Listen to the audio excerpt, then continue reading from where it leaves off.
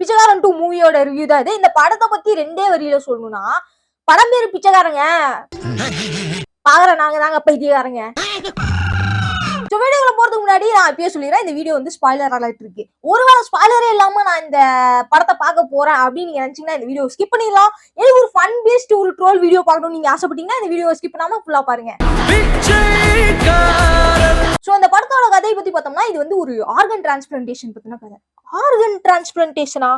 அப்ப இந்த சென்னையில் ஒரு நாள்ல வருமே ஹார்ட் டிரான்ஸ்பிளான்டேஷன், ஆம்புலன்ஸ்ல அப்படியே வண்டியில கொண்டு போவாங்களே அந்த மாதிரியா?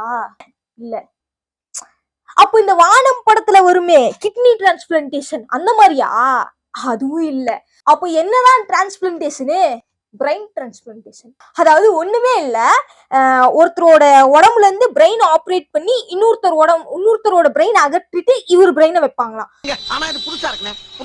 இந்த பிரெயின் இந்த உடலோடு இணைய போகிறது. அந்த மாதிரி அந்த உடல் இந்த தலையோடு இணைய போகிறது. பில்லி சூனி ஏதாவது வைக்கிறாங்களா அப்படின்னு கேட்டீங்கன்னா அது இல்ல.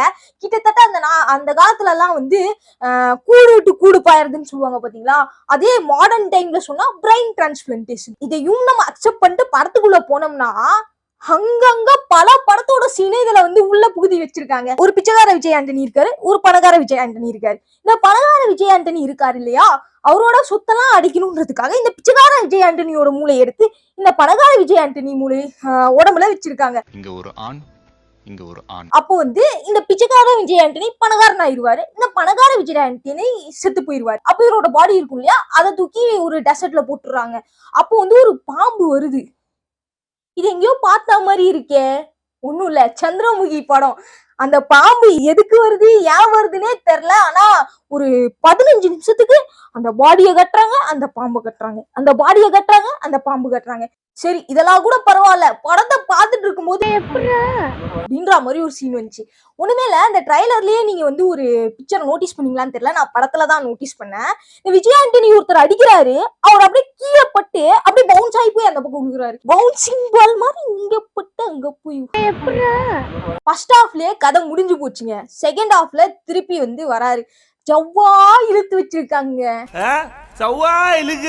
செகண்ட் ஹாஃப்ல வந்து ஒரு கோர்ட் சீன் வரும். அது அப்படியே நம்மளுக்கு வந்து பராசக்தி சீனை ரீக்ரியேட் பண்ற மாதிரியே வரும். ஓடினேன் சென்னையின் எல்லை வரை ஓடினேன். ஓகே, ஃபைனலா கிளைமாக்ஸ் எப்படிதான் இருந்துச்சு அப்படின்னு கேட்டா அது ஒரு சென்டிமெண்டல் கிளைமாக்ஸ். ஃபைனலா இந்த படத்தை பார்க்கலாமா வேணாமா அப்படின்னு நீங்க கேட்டீங்கன்னா, ஒரு சோசியல் கருத்து சொல்ற படம் நான் பார்க்கணும்.